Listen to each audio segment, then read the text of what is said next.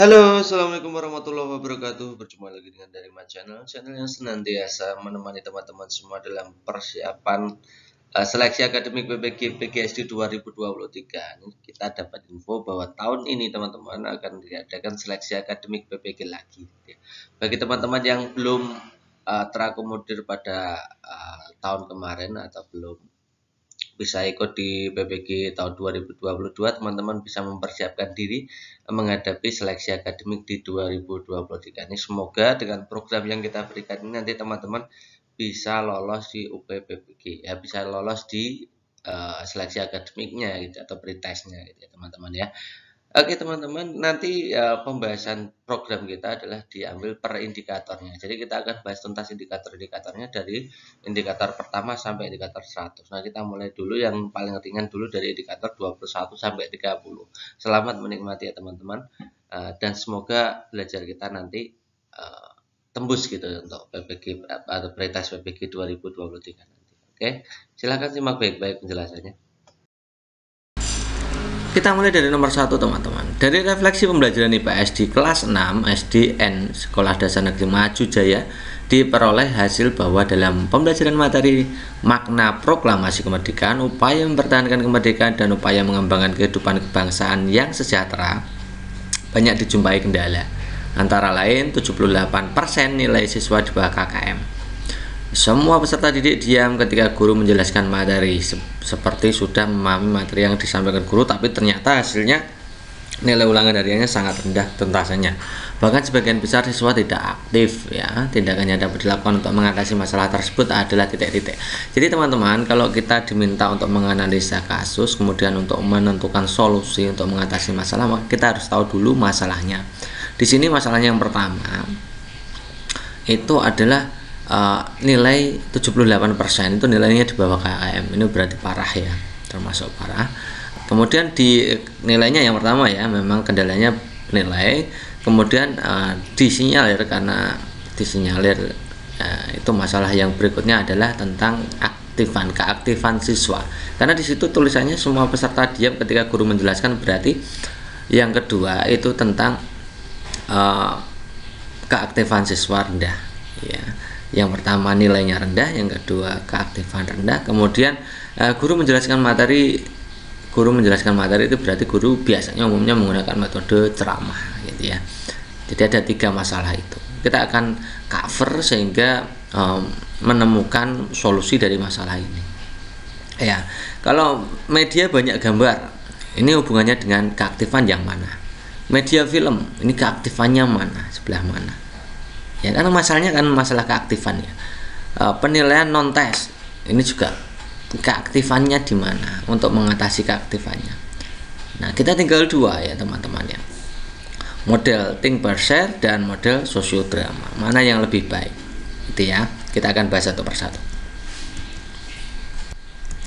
Untuk model think per share itu ada 3 tahap ya, think per share. Yang pertama tahap berpikir atau thinking ya. Pada tahap ini guru memberikan pertanyaan kepada siswa, guru memberikan waktu beberapa menit kepada siswa untuk memikirkan jawabannya.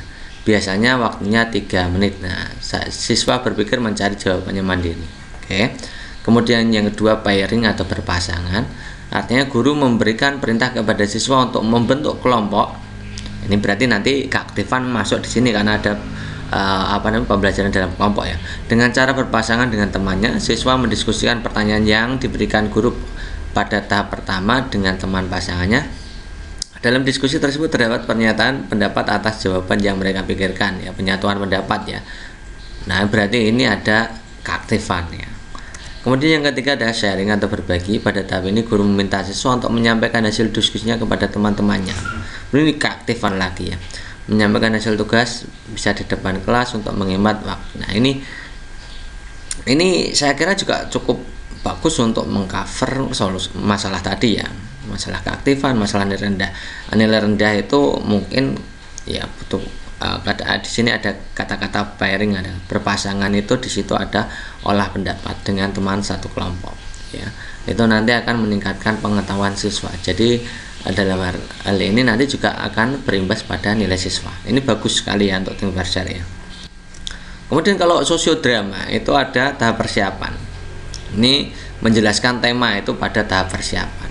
Peranan, bagaimana pelaksanaan sosiodrama, tata cara pelaksanaan kegiatan pembelajaran dan lain-lain.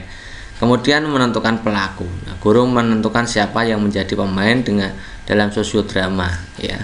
Kemudian tahap permainan sosiodrama ini kemudian siswa dipersilakan untuk mendramatisasi masalah yang telah ditentukan sebelumnya, ya. Kemudian diskusi, ini permainan dramatisasi dihentikan, kemudian para pemain duduk, kemudian dilanjutkan dengan diskusi dua pimpinan guru yang diikuti oleh semua peserta didik, kemudian ulangan permainan diulang lagi. Nah, kelemahannya sosiodrama itu memang ini sangat bagus untuk meningkatkan aktivasi. Tujuannya untuk aktivasi, ya, aktivasi dalam pembelajaran di kelas. Tapi ini nanti akan menghabiskan banyak waktu, dan ada beberapa dari anak-anak itu tidak berkesempatan untuk memerankan peran yang ada. Jadi yang paling bagus adalah model think parser, ya. Karena di sini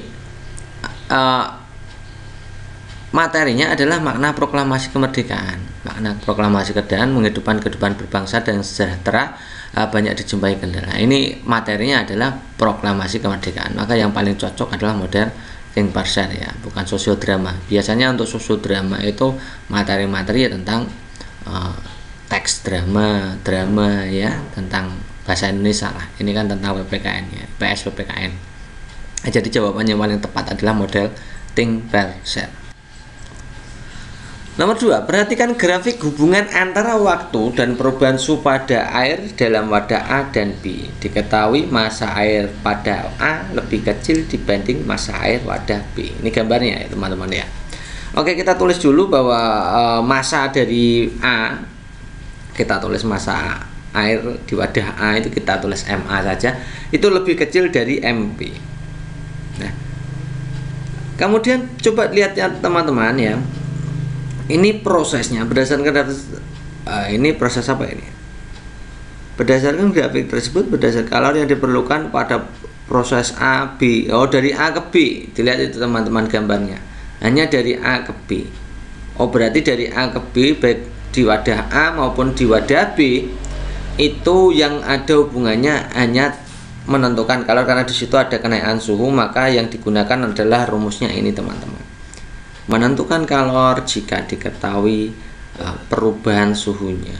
Jadi, Q sama dengan MC delta T. Q itu banyaknya kalori, M itu massa, C itu kalori jenis, dan delta T itu perubahan suhu. Itu jika posisinya A ke B. Lihat gambar, teman-teman, A ke B. Itu kan naik, ya. Kalau naik berarti menggunakan rumus Q sama dengan MC delta T. Kalau B ke C itu mendatar. Itu tidak terjadi kenaikan suhu, namun terjadi perubahan wujud. Nah, kalau perubahan wujud nanti rumusnya bukan Q MC delta T, tapi Q sama dengan ML. Jadi kita fokusnya ke A ke B. Dari A ke B berarti menggunakan rumus Q sama dengan MC delta T, ya. Diketahui bahwa massa A itu kurang dari massa B, ya kan, di situ diketahuinya, ya. Kemudian dilihat itu delta, ya, ini kan perubahan suhunya yang pada wadah A itu dari negatif 10 ke 0, itu berarti perubahan suhu di A itu 10. Dari negatif 10 ke 0 itu berarti 10, ya. Nah, perubahannya. Kemudian yang di wadah B itu dari A ke B nya sama, delta B nya ternyata juga 10, maka delta A itu sama dengan delta B. Perubahan suhu di A itu sama dengan perubahan suhu di B, sementara massa di A itu lebih kecil dari massa di B. Kalau kita masukkan di rumus Q sama dengan MC delta T, itu otomatis berarti QA itu kurang dari QB. Kenapa begitu? Karena MA kurang dari MP dan delta T-nya tetap, ya kan? Jadi jawaban yang paling tepat adalah banyaknya kalori yang dibutuhkan oleh wadah A itu lebih sedikit. Ini wadah A memerlukan kalori yang lebih sedikit daripada wadah kalori B. Nomor 3, Ibu Agni cukup prihatin karena peserta didiknya mengalami kesulitan belajar sehingga tingkat pemahaman materi rendah. Masalahnya adalah tingkat materi pemahaman yang rendah, ya. Kemudian Ibu Agni melakukan tindakan dengan memberikan bimbingan belajar kepada siswanya. Dalam proposal PTK yang disusun, hipotesis dari rumusan PTK Bu Agni adalah titik-titik. Ya, berarti kita harus paham dulu ya, apa hipotesis dan bagaimana cara merumuskan hipotesis. Ini masalahnya tingkat pemahaman rendah, kemudian ini solusi yang ditawarkan. Ya. Oke. Jadi untuk menentukan hipotesis penelitian, hipotesis itu dalam arti kata lain adalah dugaan sementara. Dugaan sementara. Jadi hipotesis disusun dengan kalimat deklaratif. Kalimat ini bersifat positif, tidak normatif ya. Istilah-istilah seperti seharusnya, sebaiknya tidak terdapat dalam kalimat hipotesis. Maksudnya apa ini? Seharusnya, sebaiknya, akan, mungkin itu tidak boleh ada di hipotesis. Ya. Ini kurang ya, saya tulis ya. Seharusnya, sebaiknya, akan, mungkin, boleh jadi itu tidak mungkin ada di hipotesis karena menduga itu langsung saja gitu ya. Kemudian variabel dinyatakan dalam hipotesis adalah variabel operasional. Artinya dapat diamati dan diukur ya tentunya. Kemudian hipotesis menunjukkan hubungan tertentu di antara variabel-variabel. Nah, karena kita belajarnya tentang PTK, maka saya buatkan rumusan untuk menentukan hipotesis. Yang pertama, ini boleh begini, boleh yang lain ya. Tapi intinya ada 3 ini ya. Yang pertama, penerapan solusi atau model solusi tindakan sebagai apa itu namanya? Tindakan model sebagai solusi yang ditawarkan. Kemudian ada kata-kata meningkatkan. Ya, meningkatkan saja. Kemudian ada masalah. Ya, contohnya ini model pembelajaran CTL meningkatkan, dapat meningkatkan hasil belajar. Nah, gitu saja bisa. Ya, hipotesis penelitian itu seperti itu, teman-teman ya. Nah, sekarang kita baru bisa jawab nomor 3 ya. Kita lihat yang opsi A. Perkembangan tindakan bimbingan belajar ini gak enak ya. Ini kan solusinya tindakan bimbingan belajar, jadi tidak enak, maka tidak usah dipilih ya. Ini ada kata-kata akan juga ya. Ini sebagai solusi perkembangan tindakan bimbingan belajar itu sebagai solusi tidak enak. Ini masalahnya kesulitan belajar. Ini yang kata kerja operasionalnya akan mengatasi. Nah, akan ini tidak boleh ada gitu ya. Seperti halnya yang B ini juga akan. Yang C ini juga ada akannya gitu ya. Nah, yang D ini bagus, benar ya. Ini dugaan sementaranya, meningkatkan. Nah, itu langsung tegas gitu. Kemudian yang E ini juga ada akan, tidak usah. Next berikutnya, sejak tahun 2017 di Desa Trowulan banyak dibangun rumah-rumah bergaya Majapahitan. Rumah Majapahitan ini dibangun dengan memperhatikan temuan-temuan arkeologis yang tersebar di situs Segaran. Di sana terdapat sisa-sisa bangunan berupa lantai, halaman, dinding, bata, gentong, pecahan gerabah, sumur, serta saluran drainase. Dalam tahapan ini disebut metode apa? Apakah historiografi, verifikasi, interpretasi, kritik eksternal, atau heuristik?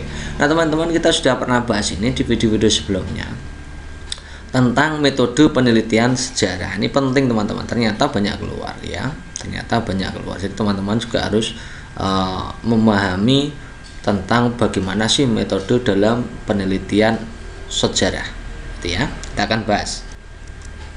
Yang pertama, dalam penelitian sejarah itu harus ada unsur heuristik.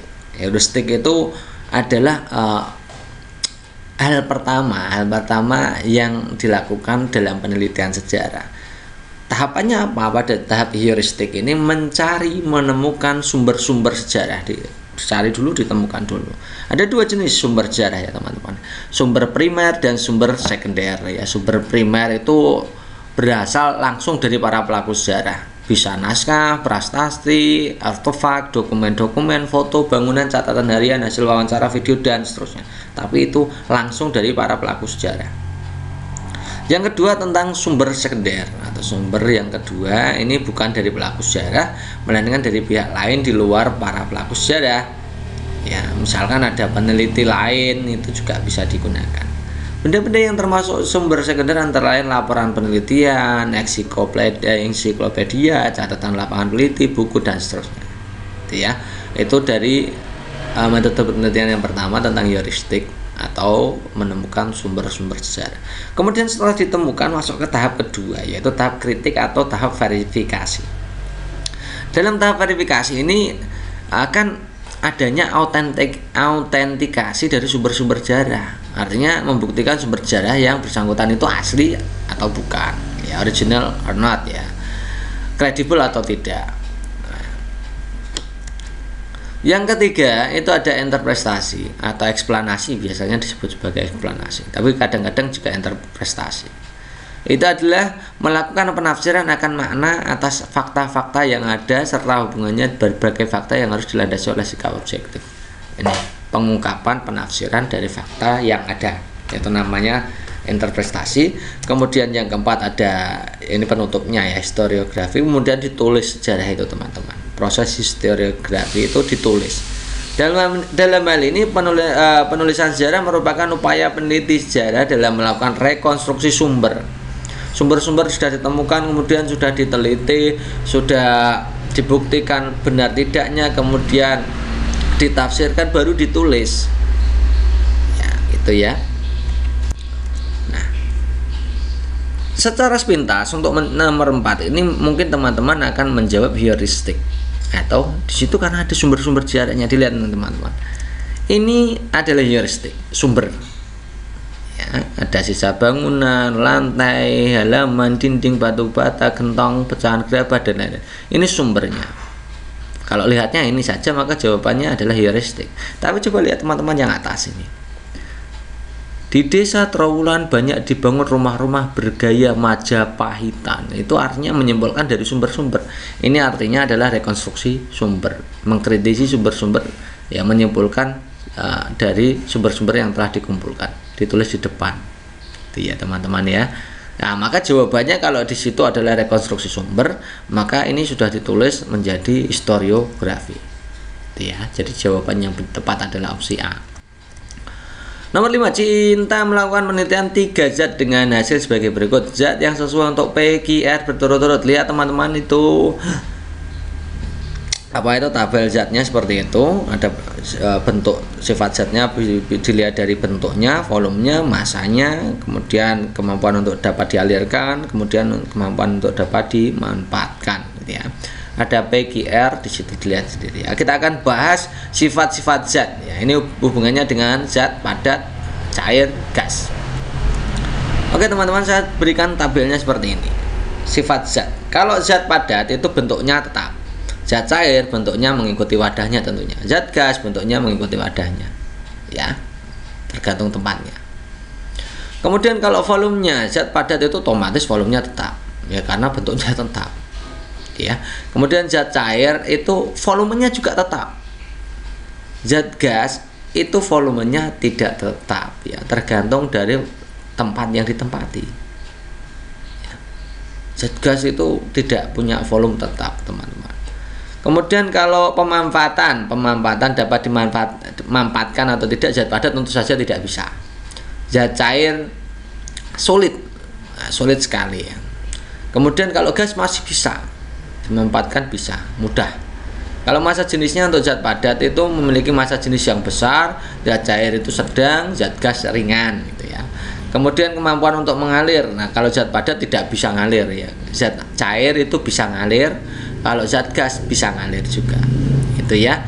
Nah, kalau kita ambil tadi ini tabel yang tadi di soal, maka teman-teman bisa jawab kalau P kalau bentuknya tidak tetap, volumenya tetap, masanya tetap, dapat dialirkan, tidak dapat dimanfaatkan, maka P itu benda cair atau zat cair. Yang Q otomatis zat padat itu. Bentuknya tetap, volume tetap, massa tetap, tidak dapat dialirkan, tidak dapat dimanfaatkan. Itu berarti zat padat. R otomatis zat gas ya. Jadi PQR itu cair, padat, gas. Kembali ke soal, berarti tadi P-nya cair, Q-nya padat, R-nya gas. Mana ini jawabannya? PQR berturut-turut. Maka jawaban yang paling tepat adalah opsi B. Air itu kan cair. Kayu itu padat, asap itu gas. Jadi jawaban yang tepat adalah opsi B. Next, berikutnya nomor 6. Di SD Cemara Sewu hari ini yang mengajar siswa kelas 4 tema 3 tentang peduli makhluk hidup menggunakan metode diskusi, tugas kelompok dan mengerjakan LKPD untuk menganalisis hubungan antara bentuk dan fungsi tubuh dari tanaman. Hasil belajarnya lebih dari 65% di bawah KKM. Nah, siswa di kelas tersebut ada 70% memiliki preferensi belajar visual sehingga mereka sulit fokus saat mengerjakan LKPD dan diskusi. Guru tersebut berencana melakukan penelitian tindakan kelas untuk mengatasi masalah tersebut. Judul yang sesuai. Oke teman-teman, kita akan bahas nih ya, judul yang sesuai gitu ya.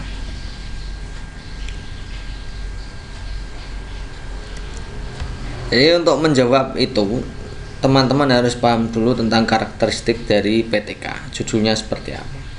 Yang pertama, itu dimulai dari upaya meningkatkan atau peningkatan atau upaya untuk mengatasi permasalahan pembelajaran. Biasanya menggunakan diksi meningkatkan atau upaya meningkatkan atau peningkatan itu ya. Pertama ada segitunya. Yang kedua itu tindakan yang akan dipilih. Ya biasanya menggunakan diksi model pembelajaran, ya penerapan model pembelajaran, penerapan dari solusi apapun yang ditawarkan. Yang ketiga tentang objek penelitian yang ini ya, objek penelitian. Misalnya peserta didik kelas berapa, SD berapa. Itu ada 3 yang karakteristik PTK itu. Oke, kita akan bahas ya sekarang ya. Kita lihat yang opsi yang ini, E. Ini pengaruh model eksperimen terhadap aktivitas. Nah, kalau pengaruh itu berarti penelitiannya jenisnya adalah korelatif. Berarti bukan PTK ya. PTK tadi jadinya adalah menggunakan diksi meningkatkan, peningkatan, atau upaya meningkatkan. Ini pengembangan materi juga bukan merupakan jenis PTK. Pengembangan materi itu bukan jenis PTK. Ini juga pengembangan model berbasis masalah untuk materi ini juga tidak. Jadi opsi yang tepat itu kalau tidak B ya C. Nah kita sekarang cek ya. Yang B, peningkatan prestasi belajar dengan menggunakan model discovery ya, peningkatan prestasi belajar dengan model discovery. Ya, di situ dilihat itu yang dipermasalahkan hanya prestasi belajar. Ya. Oke, sekarang kita lihat di situ prestasi belajarnya apakah sudah memperhatikan untuk masalah yang ada. Di situ kan ada masalah ya. 75% memiliki preferensi belajar visual. Ya, sulit fokus. Berarti teman-teman harus mencari solusi yang untuk mengatasi sulit fokus ini, ya. Kalau opsi yang B ini jelas kurang, objek penelitiannya tidak ada. Maka yang jawaban yang paling relevan adalah opsi C. Ini lengkap ya. Ada penerapan model, meningkatkannya ada. Ya, kemudian masalahnya adalah aktivitas dan hasil belajar siswa, objeknya siswa ini ya. Itu ya teman-teman. Jadi opsi A, B, C, D, E itu yang paling relevan adalah opsi C. Nomor 7, perhatikan gambar mekanisme pernapasan perut.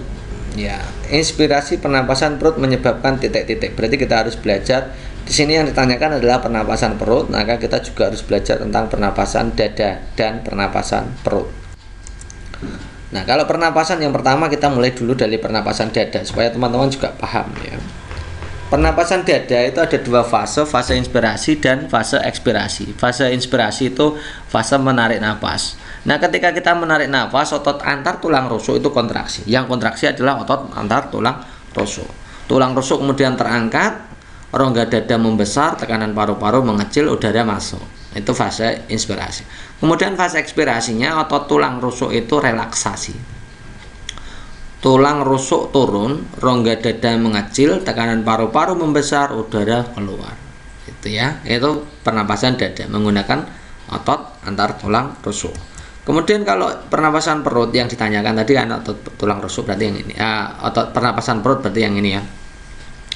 Fase inspirasinya otot diafragma berkontraksi atau mendatar, tulang rusuk terangkat, ya, rongga dada membesar, tekanan paru-paru mengecil, udara masuk. Fase ekspirasinya otot diafragma berelaksasi atau melengkung, tulang rusuk turun, rongga dada mengecil, tekanan udara membesar, udara keluar. Jadi otot yang terpakai untuk pernapasan perut adalah otot diafragma yang melakukan kontraksi dan relaksasi. Itu ya teman-teman ya. Berarti kita bisa jawab. Di sini adalah fase inspirasi pernapasan perut. Karena inspirasi pernapasan perut, maka terjadinya udara masuk ya. Berarti ini yang jawaban yang tepat adalah terjadi kontraksi pada diafragma. Diafragma menjadi datar, kemudian tekanan udaranya mengecil, kemudian baru udara masuk gitu ya. Nomor 8, pada musim pandemi COVID-19 tidak menyurutkan Pak Amin untuk melakukan perbaikan pembelajaran daring yang dirasa banyak kekurangan yang menyebabkan rendahnya hasil belajar siswa. Setelah beberapa siklus perbaikan pembelajaran dilakukan dengan mendapatkan hasil yang memuaskan untuk menyebar luaskan hasil perbaikan kepada siswa.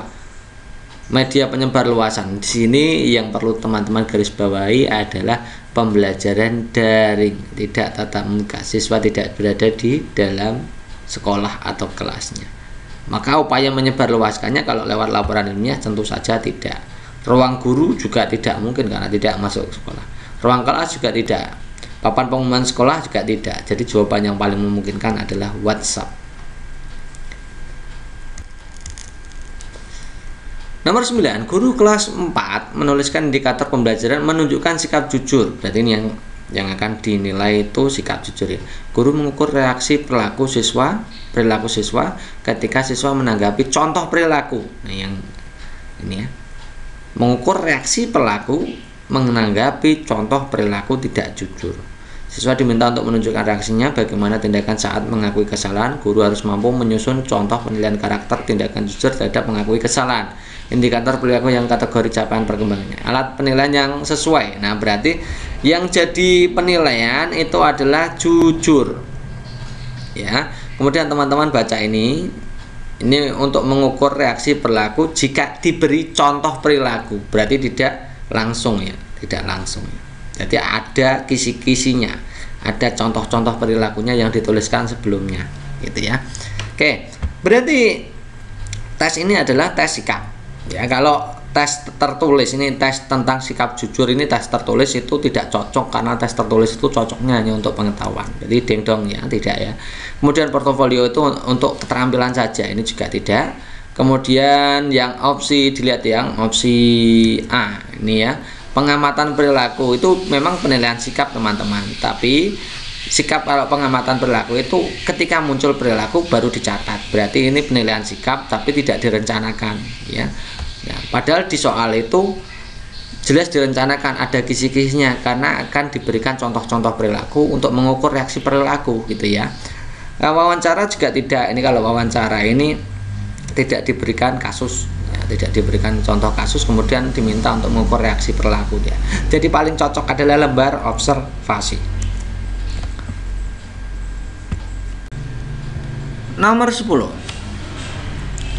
Dari hasil PTK tentang penggunaan metode Ngori berbantuan media video untuk meningkatkan pembelajaran membaca puisi, Bu Lasmi ingin menyusun sebuah artikel ilmiah. Komponen bagian isi yang harus ada dalam artikel ilmiah sebuah jurnal. Nah, teman-teman harus paham ya komponen-komponen jurnal itu. Saya tuliskan di sini. Ini komponen jurnal ya. Judul, abstrak, pendahuluan, bahan dan metode penelitian, hasil penelitian, pembahasan penelitian, kesimpulan, dan daftar pustaka. Itu ya, itu namanya jurnal. Oke ya, jurnal itu terbagi menjadi 3 bagian. Bagian kedua ini yang ditanyakan ini tentang bagian isi. Bagian atas itu pelengkap awal yang daftar pustaka dan seterusnya itu pelengkap akhir. Jadi kalau bagian isi hanya ada pendahuluan, bahan metode penelitian, hasil dan pembahasan, kesimpulan. Jadi jawaban yang paling tepat adalah opsi E.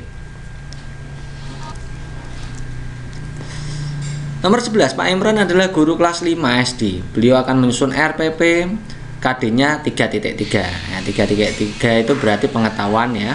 Meringkas teks penjelasan eksplanasi dari media cetak atau elektronik.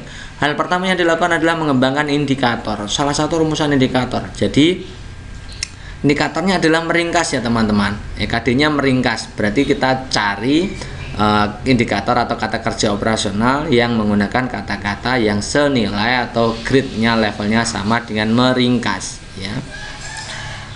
Dilihat itu teman-teman. Kalau yang paling cocok ya menyampaikan pokok-pokok informasi secara tertulis. Ini artinya meringkas ya di situ. Kalau membedakan informasi, membedakan ini masuknya di C. Membedakan informasi teks eksplanasi dari media cetak dan elektronik ini nanti masuknya di C4 teman-teman ya. Kalau menyampaikan pokok-pokok informasi secara tertulis ini masuk di C1 saja. Membuat bagan ini masuknya C3. Mengidentifikasi C2, mengamati itu masuknya di keterampilan ya. Mengamati itu keterampilan. Jadi jawaban yang paling tepat adalah opsi B. Nomor 12, Bu Sari berencana mengerjakan KD 3.6 kelas 5, menerapkan sifat-sifat bunyi dan keterkaitannya dengan indera pendengaran. Tujuan pembelajaran yang akan dicapai adalah setelah mengikuti pembelajaran diharapkan peserta didik mampu menganalisis sifat-sifat bunyi dengan benar. Alat evaluasi yang dapat digunakan Pak Banu untuk mengukur kemampuan keterampilan berpikir tingkat tinggi. Ini berpikir tingkat tinggi ya, HOTS. Kita lihat teman-teman ya. Ini menganalisis sifat-sifat bunyi gitu ya. Berarti masuknya di C4, analisis ya. Dilihat yang opsi A, tertulis. Benar, tertulis itu termasuk salah satu untuk mengukur pengetahuan ya. Tapi di sini adalah menyebutkan ini C1 ya, kognitif C1, pengetahuan C1 atau kognitif level 1. Kemudian yang B, praktek demonstrasi ini psikomotorik ya. Yang kedua ini psikomotorik. Tidak usah karena KD-nya adalah KD kognitif, KD pengetahuan. Kognitif itu pengetahuan ya teman-teman ya, perlu dicatat ya. Yang C, uraian tentang bagaimana. Uraian ini berarti masuknya pengetahuan. Oke, betul. Bagaimana suara gema dan gaung dapat terjadi. Ini benar, ini kognitif C4. Jadi kemungkinan benar yang C. Kemudian lisan, ini bisa juga karena di situ adalah penilaian pengetahuan tentang bagian-bagian manusia dan namanya. Bagian-bagian manusia dan namanya ini kognitif C1. Menjodohkan ini bisa juga untuk penilaian pengetahuan ya. Menjodohkan pertanyaan, gambar, bagian telinga dan jawaban yang telah disediakan. Ini melakukan identifikasi, berarti masuknya di kognitif C2. Nah, karena di situ pertanyaannya adalah menganalisis sifat-sifat bunyi, berarti masuk C4, maka yang bersesuaian adalah opsi yang C.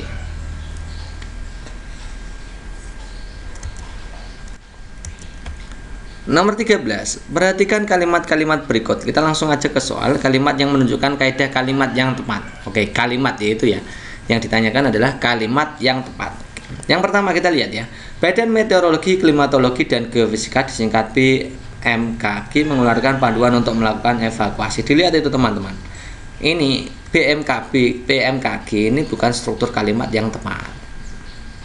Ini ya, harusnya BMKG itu ditulis huruf besar semua, kapital semua. Yang kedua, jika terjadi bencana gelombang tsunami di berbagai wilayah di Indonesia, ini bukan kalimat yang kedua ini ya teman-teman. Karena tidak ada subjek predikatnya. Subjek predikatnya tidak ada. Kelengkapan kalimat tidak ada, itu hanya berupa frasa. Jika terjadi bencana gelombang tsunami di berbagai wilayah di Indonesia, itu berarti berupa frasa saja. Bukan berarti. Jadi kemungkinan jawaban yang paling tepat adalah opsi 3 dan 4 ya. Ini kemungkinan ya. Nomor 14. Siswa dapat saja mengemukakan berbagai alasan terkait dengan pelanggaran yang dilakukan. Oleh karena itu, di atas semua tindakan yang diambil oleh guru, yang perlu diperhatikan adalah A. Membebaskan siswa dari sanksi apabila alasan tidak dibuat-buat. B. Mengecek kebenaran setiap alasan yang dikemukakan oleh siswa, mengingatkan siswa untuk tidak melakukan hal yang sama, meringankan sanksi untuk siswa ketika ada alasan pemaaf. Kemudian yang E, memberi sanksi atas pelanggaran siswa apapun alasannya. Tapi ini yang paling tepat adalah yang ini, mengecek kebenaran dulu. Kita tidak boleh langsung serta-merta kaku dalam menerapkan tata tertib sekolah ya. Nomor 15, Bu Mira telah melakukan penilaian harian untuk materi teks puisi. Dari 30 siswa, ada 12 siswa yang mendapat nilai 80 sampai 90, 6 siswa 75 sampai 79, KKM bahasa Indonesia 75. Dari jumlah siswa yang belum tuntas, ternyata ada 2 siswa yang hanya lemah di 2 KD, sedangkan siswa lainnya di seluruh KD. Dengan demikian Bu Mira akan memberikan remedial dengan cara titik. ini teman-teman, ini untuk menjawab soal ini teman-teman harus santai dulu ya, karena memang soalnya banyak, biasanya teman-teman itu sudah ogah-ogahan dalam menjawab gitu ya. Jadi santai dulu aja, kita analisa. Sebenarnya sederhana sih ya. Nah, ini tata cara dalam melakukan pembelajaran remedial, yaitu yang pertama, jika peserta remedinya di bawah 20%, itu diberikan tugas individu atau bisa juga dengan memanfaatkan tutor sebaya. Jika ada peserta didik yang memiliki kemampuan yang mumpuni, itu jika ada ya peserta didik maksimal itu maksudnya. Yang kedua, kalau jumlah pesertanya 20-50%, maka bisa menggunakan tugas yang dikelola secara kelompok atau bimbingan kelompok. Yang ketiga, jika peserta remedialnya di atas 50% atau lebih dari separuh jumlah siswanya, maka pembelajarannya dengan pembelajaran ulang klasikal ya, diajar lagi secara klasikal tapi dengan memperbaiki metode dan media ya. Gunakan media dan metode model yang berbeda gitu ya. Sekarang kita analisa tadi, banyaknya siswa tadi ada 30, kemudian yang tuntas itu ada 12 tambah 6, bukan 18 ya. Yang tidak tuntas itu ada 2 golongan. Yang pertama itu 2 orang dengan 2 kadi. Nah, 2 orang ini kalau kita presentasikan berarti 2/30 kali 100%. 2/30 kali 100% itu sekitar 6%.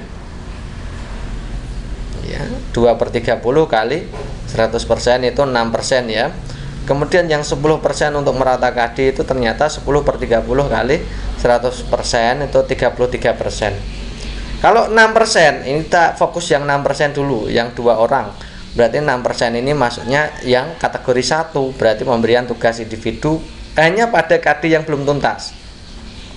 Yang 10% itu tugas kelompok, ya, pemberian tugas tapi untuk kadi secara menyeluruh gitu ya teman-teman ya. Jadi kita bisa jawab yang paling tepat adalah yang ini. Yang A jelas tidak ya, 12 siswa diberi pembelajaran ulang, karena bukan ya, karena tidak lebih dari 50% maka jangan. Ini juga tidak, 12 siswa diberikan pembelajaran melakukan pembimbingan tutor sebaya, ini tidak ya. Tutor sebaya itu kalau di bawah 20% ya. Itu pun itu kan 12 siswa tapi bukan ya. Kemudian yang C, 10 siswa diberikan proyek dengan 2 topik KD, dan ini salah ya. Kalau yang topik 2 KD ya 2 orang bukan 10 orang, ini jelas bukan. Yang di 12 siswa tersebut mengerjakan ulang soal penilaian agar hasilnya lebih baik, ini jelas tidak ya. Jadi jawaban yang paling tepat adalah opsi yang E. Nomor 16, terdapat indikator pencapaian kompetensi mengidentifikasi pemanfaatan sumber daya alam hayati bagi kesejahteraan masyarakat di sekitar lingkungan tempat tinggal. Jenis instrumen penilaian yang relevan untuk mengukur indikator tersebut adalah titik-titik. Dilihat ini teman-teman, melakukan identifikasi. Ini kalau teman-teman sudah belajar banyak di Dharma Channel tentu saja tahu kalau mengidentifikasi ini masuknya di pengetahuan kognitif level 2 pada ranah konseptual. Ya kan, ada ranah faktual, ada ranah konseptual, dan ranah psikomotorik. Kemudian yang terakhir adalah metakognitif. Ini masuknya di C2 konseptual. Silakan teman-teman pelajari lagi itu ya. Identifikasi itu melakukan C2 konseptual. Oke. Kita lihat yang opsi, berarti kita harus pilih instrumen penilaiannya harus sesuai. Agak rame ya teman-teman ya, maaf ya.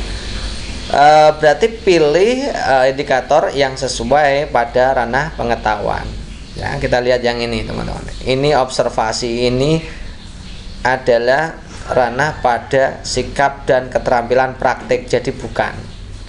Portofolio ini juga praktik ya, atau keterampilan atau psikomotorik, jadi bukan. Uji petik produk ini juga psikomotorik, praktik ya, keterampilan ya.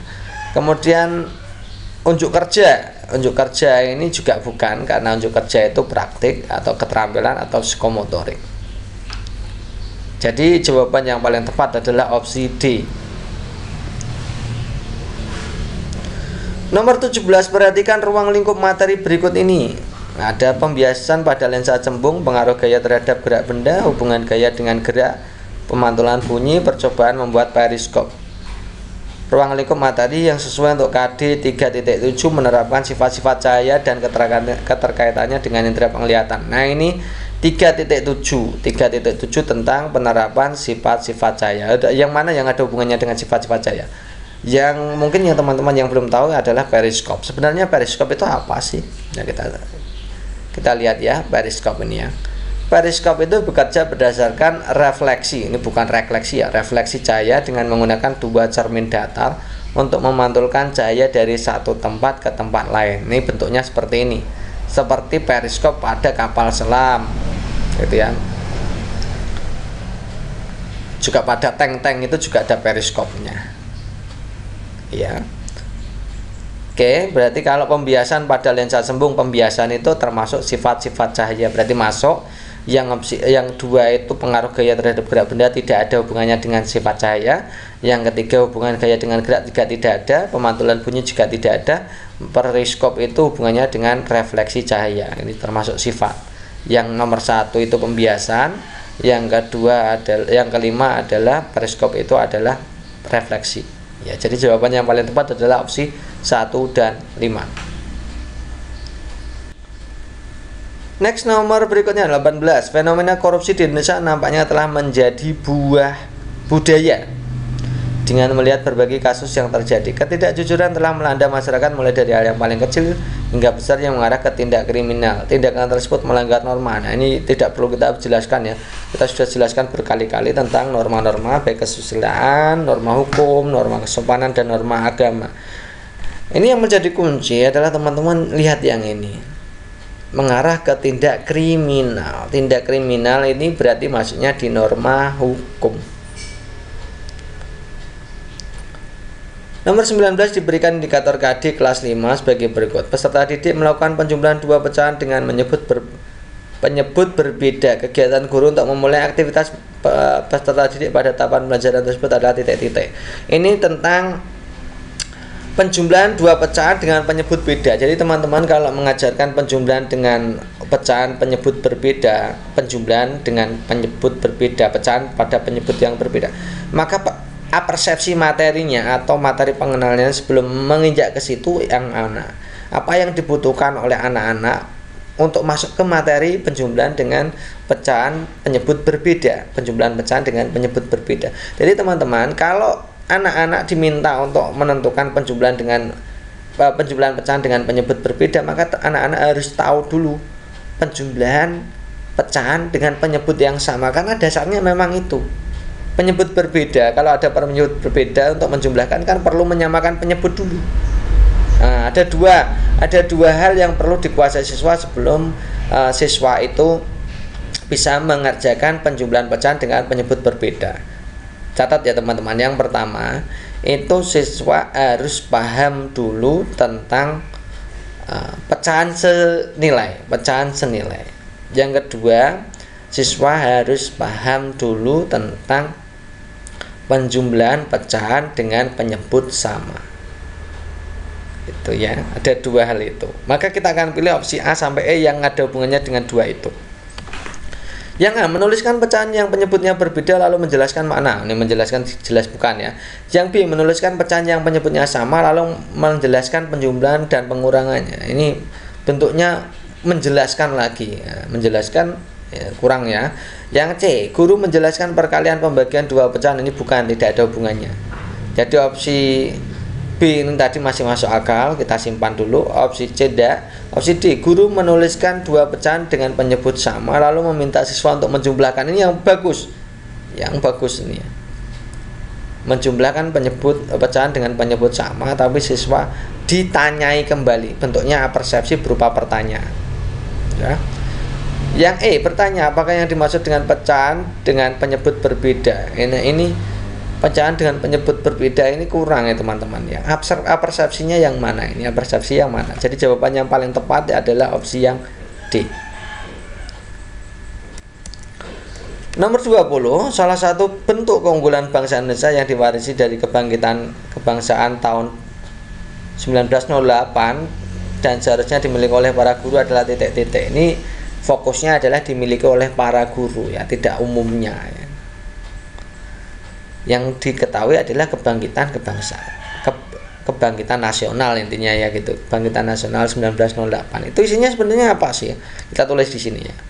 Kebangkitan nasional itu adalah bangkitnya semangat nasionalisme atau kebangsaan, persatuan, kesatuan, kesadaran sebagai sebuah bangsa untuk menggabungkan diri melalui gerakan organisasi. Ya, ini dihubungannya dengan gerakan organisasi yang sebelumnya tidak pernah muncul selama penjajahan. Jadi masa penjajahan itu belum ada organisasi, maka kebangkitan ya organisasi harus dimunculkan. Nah sekarang kalau guru ya ini maka paling tepat adalah opsi yang ini, kesadaran berorganisasi secara modern, karena kita masuk di era modern yang belum ada organisasi modern gitu ya. Kalau yang opsi A, bangkitnya daerah-daerah dalam melawan segala bentuk penjajahan ya. Ini kan sudah tidak ada penjajahan di Indonesia, jadi bukan mengusahakan kesejahteraan ekonomi, tidak ada hubungannya, karena kebangkitan nasionalnya itu hubungannya dengan semangat nasionalisme, persatuan, kesatuan, dan organisasi. Ya, jadi jawabannya paling tepat adalah opsi E. Nomor 21. Perhatikan pernyataan berikut. Disadarkan pada periode revolusi bulan mengelilingi bumi, kemudian disadarkan pada, ini bukan disadarkan, harusnya didasarkan ya. Didasarkan pada periode proses bumi, 1 tahun terdiri dari 365 hari, 1 tahun terdiri dari 354 hari. Jatuhnya hari raya Idul Fitri setiap tahun pasti berbeda. Hal ini tidak sama dengan perayaan hari Natal yang diperingati setiap tanggal 25 Desember. Perbedaan ini karena tahun Masehi sesuai pernyataan titik-titik yang digarisbawahi tahun Masehi. Kita akan bahas satu persatu. Kalau Idul Fitri, teman-teman, yang perlu diketahui adalah Idul Fitri itu penanggalannya menggunakan penanggalan Hijriyah. Penanggalan Hijriyah itu apa? Menggunakan revolusi bulan terhadap bumi sebagai dasar penghitungannya. Jadi kalender bulan. Kalender Hijriyah itu dianggap kalender bulan. Ya, karena menggunakan bulan sebagai dasar, menggunakan revolusi bulan terhadap bumi sebagai dasar perhitungannya. Nah, dalam 1 tahun itu bulan itu berevolusi terhadap bumi ya. Bulan itu berevolusi terhadap bumi itu selama 354 hari ya. Satu putaran bulan mengelilingi bumi itu lamanya adalah 354 hari. Maka itu disebut 1 tahun Hijriah. Sementara untuk Natal itu menggunakan kalender Masehi. Kalender Masehi itu dasar perhitungannya menggunakan ukuran revolusi bumi terhadap matahari. Jadi bumi mengelilingi matahari. Satu keliling bumi, periode bumi mengelilingi matahari itu ternyata 365 hari, maka itu disebut 1 tahun Masehi. Ya teman-teman ya. Jadi ini yang ditanyakan adalah perbedaan ini karena tahun Masehi sesuai pernyataan nomor berapa? Tahun Masehi. Kita lihat yang nomor 1, didasarkan pada revolusi bulan mengelilingi bumi, bukan ya, ini bukan, karena ini adalah kalender bukan Masehi ya, bukan tahun Masehi tapi tahun Hijriyah. Yang kedua, didasarkan pada periode proses bumi. Ini proses bumi artinya revolusi bumi, berarti ini kemungkinan ya. Yang nomor 3, 1 tahun terdiri dari 365 hari, betul, karena Masehi 365 hari, 1 tahun terdiri dari 354. Nah, ini bukan, karena ini adalah tahun Hijriyah ya. Jadi jawaban yang paling tepat adalah opsi 2 dan 3. Nomor 22, guru kelas 2 SD memulai materi pembagian dengan mengingat materi pengurangan. Ia mencoba memulai materi baru dengan menguatkan pemahaman materi sebelumnya. Teori belajar manakah yang menjelaskan fenomena ini? Berarti ini fenomena ini mengaitkan materi yang akan diajarkan dengan materi sebelumnya. Ini hubungannya dengan struktur kognitif ya. Yang teori belajar mengulang-ulang oleh Trondek, bukan. Siswa harus banyak praktik. Ya, betul ya. Siswa harus banyak praktek, ini juga bukan. Maka jawaban yang paling tepat yang opsi C. Teori Vygotsky yang menyatakan bahwa belajar hal baru harus dimulai dari yang dikenal siswa. Itu jelas ya teman-teman. Ini teman-teman tanpa tahu masing-masing teorinya juga paham. Ini pasti jawabannya C. Nah teman-teman, bagi teman-teman yang menghendaki untuk belajar e-book ya, belajar dari e-book karena mungkin waktu yang tidak memungkinkan untuk mempelajari yang ada di YouTube ya, yang terlalu banyak gitu ya. Jadi teman-teman bisa membeli e-book untuk seleksi akademik PGSD. Semuanya ini disarikan dari FR Pretest PBG di tahun 2022 yang jumlah soalnya banyak sekali gitu ya teman-teman ya. Ada sekitar 800 halaman gitu ya. Dan kami juga akan berikan bonus tryout-nya, harganya hanya 50.000. Silakan teman-teman yang berminat menghubungi nomor yang ada di kontak ini gitu ya. Oke, mari kita saja mulai untuk pembelajaran kali ini. Oke, itu dulu teman-teman untuk pembahasan kita kali ini. Semoga untuk pembahasan kita kali ini bermanfaat untuk teman-teman semua. Terima kasih atas perhatiannya. Assalamualaikum warahmatullahi wabarakatuh.